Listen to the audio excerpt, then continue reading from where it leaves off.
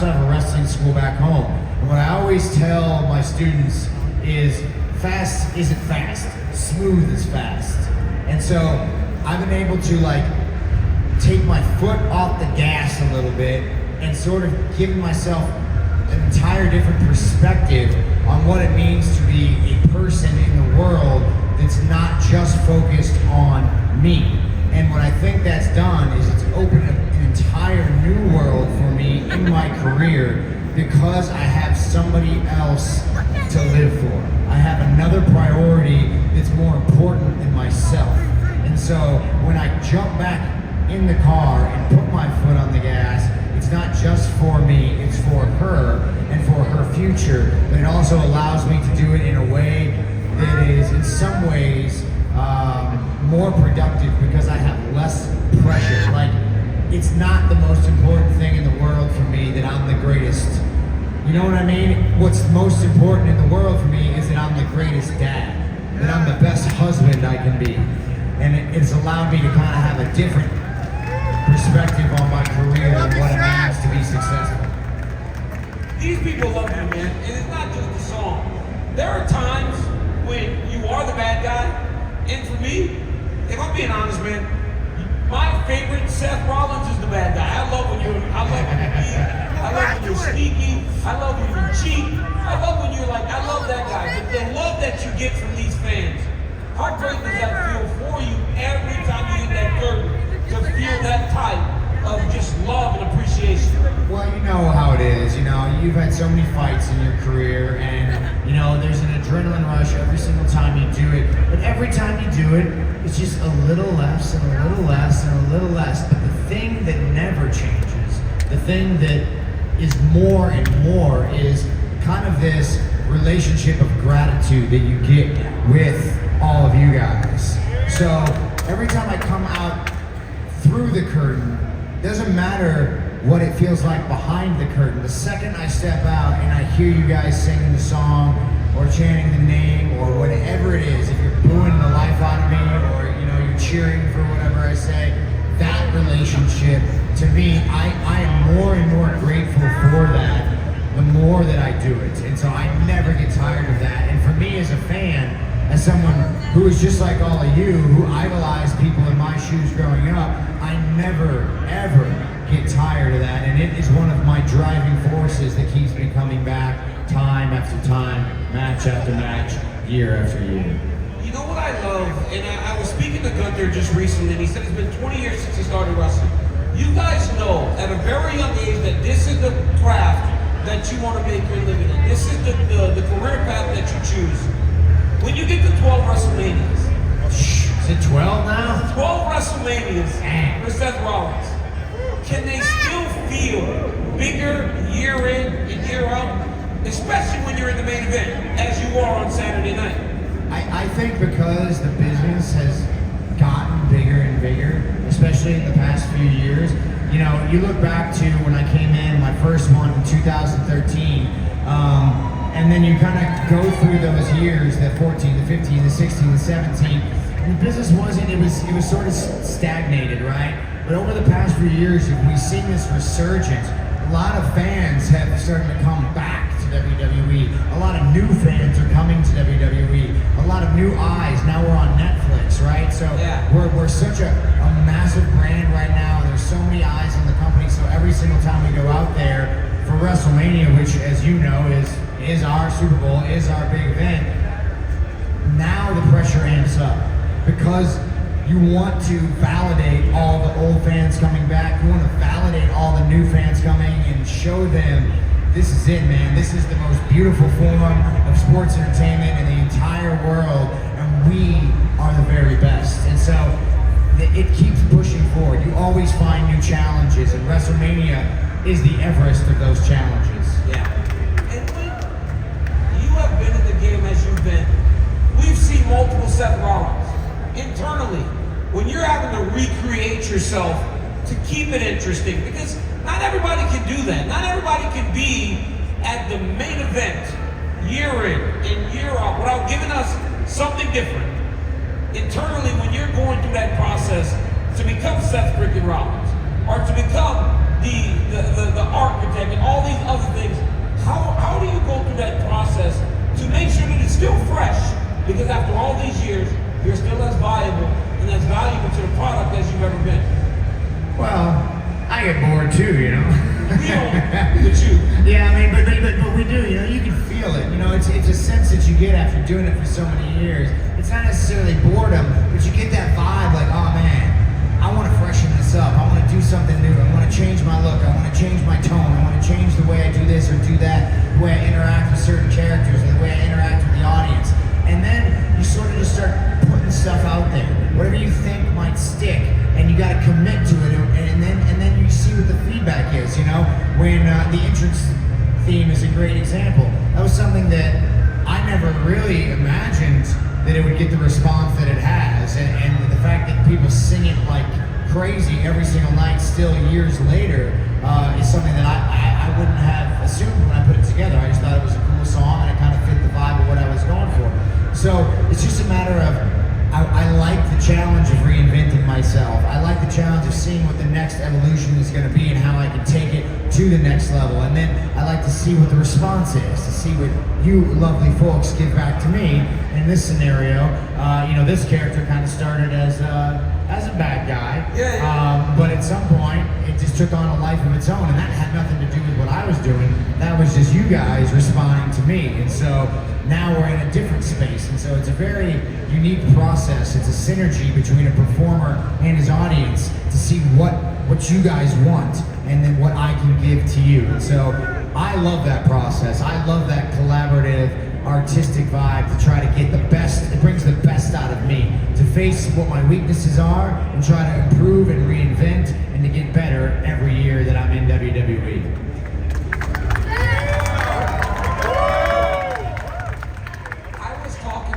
The other day, and they said to me, did you ever take note of your career when you were in it? And I said I never did. I was always on to the next thing. So I never truly appreciated the championship, because on Monday I was up to who's next? Who do I get to fight the next time? Do you ever sit back, Seth, and take it all in? Because when you're standing back there waiting to come out here, and I go, he's been a 2-time world champion and a 5-time universal champion. Been a 6-time tag champion, you know, Intercontinental, United States. Do you ever sit back and go, this is much better than I ever could have imagined it going, especially when you're a person that follows the business as you have your entire life?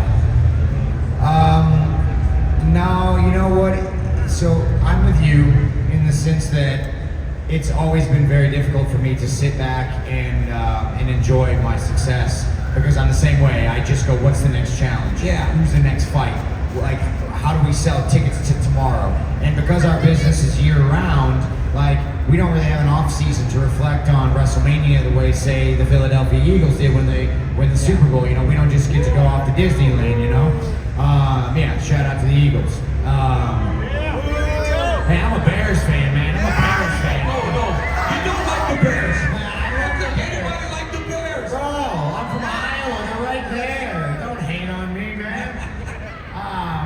Look, it's loyalty, all right? Loyalty, that's what it is. Loyalty to my family, to my people. I'm a Bears fan through and through. It's in my blood. I saw something that you're going to be doing some NFL stuff. Is that true? Yeah, maybe a little bit. I was able to co-host Good Morning Football a few weeks ago. I had a lot of fun doing that. Rich Eisen asked me to sub in on his show coming up. A little bit of breaking news here. I'll give you a little breaking news. Dip, where's Dip? Where's my manager? Can I say this? I don't know, I'm saying it. So I'm going to announce a draft pick for the Chicago Bears at the upcoming draft in Green Bay here at the end of April. Sorry, Dip, if I screwed that up. So maybe you do like the Bears. I do like the Bears. But to answer your question, because I think it's an important one, and I think it's a lesson that I try to instill in a lot of my students, is I was a very goal-oriented person.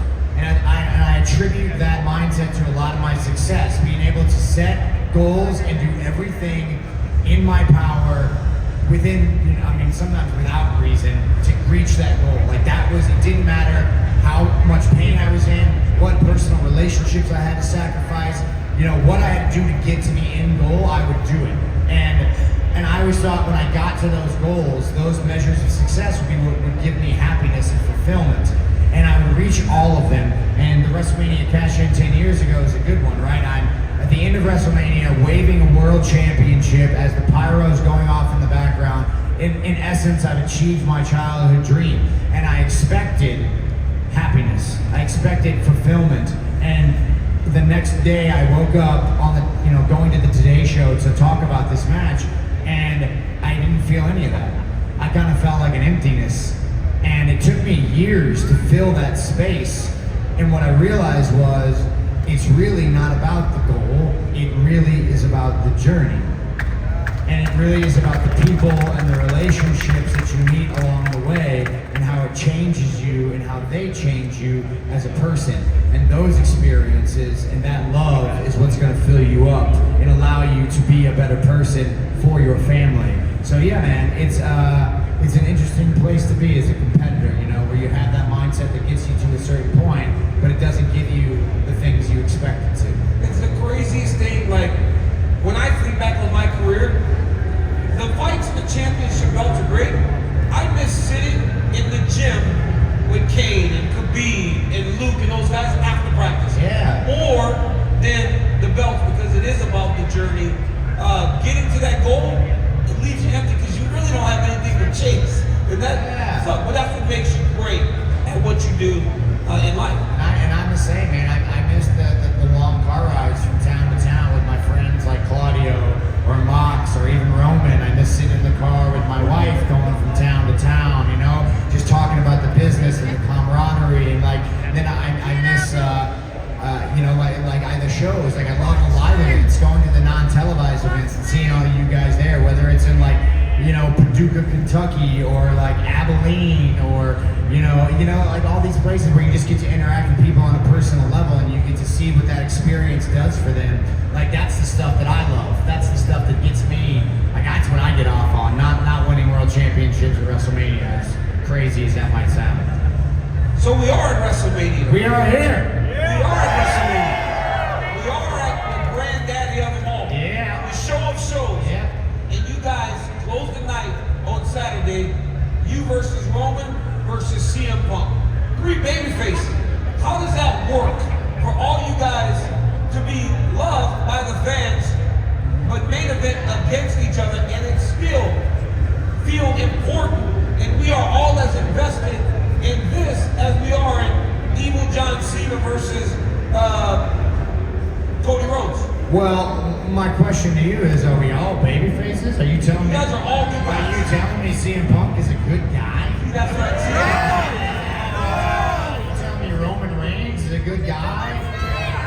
No. What are we talking about? So you're the only good guy in the bunch. Exactly. And the thing is, I bet if you ask CM Punk, he would tell you he's the only good guy in the bunch. And if you ask Roman Reigns, he would tell you he's the only good guy in the bunch. And I think that right there is why you have a recipe for greatness, and why I think this triple threat match is the most important triple threat match in the history of WrestleMania, maybe the history of our industry. I believe it.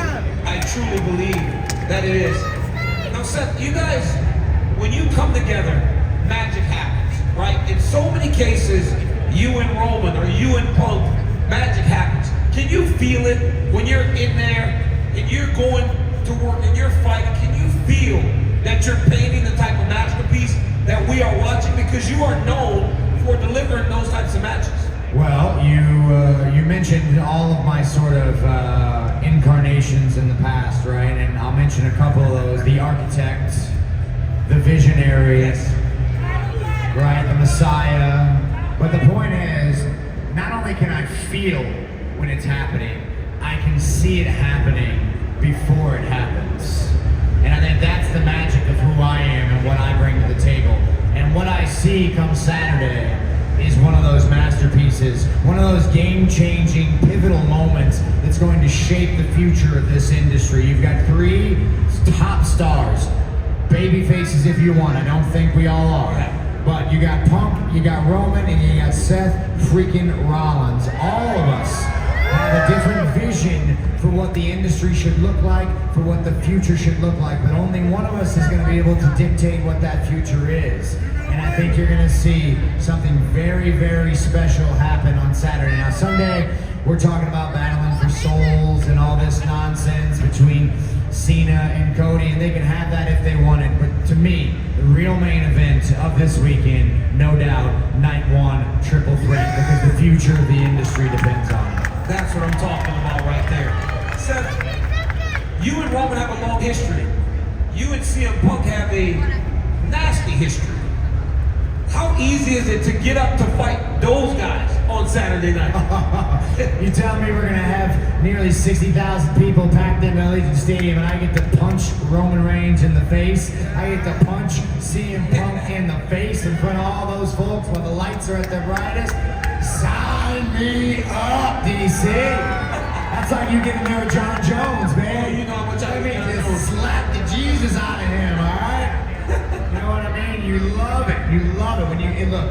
You know when you get in there fighting somebody you like, there's a little bit of sympathy. There's a little bit of, I don't want to hurt this guy. A fight's a fight. We got to do business. But when you get in there with someone that you genuinely do not like, oh man, all that feeling goes away and that violence comes out, right? That violence, that aggression, all that picked up stuff that you have inside that you can't do anything about in the real world, right? When you get inside that octagon in your case, or in our case, the squared circle, you get inside that squared circle, and for however long it takes to decide a winner, you get to rip these mother apart, man. There ain't no better feeling in the world, I'll tell you what. So you got some stomps loaded up. Oh man, if you thought last Monday was good, you wait till Saturday. It's gonna be a stomp city up in there.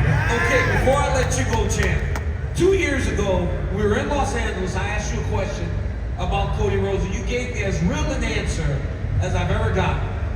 So I asked you about CM Punk. Is this real? Like, do you guys really have that? If you do, how do you work with him in the way that you have been able to? Well, I'll tell you this. I am a professional through and through.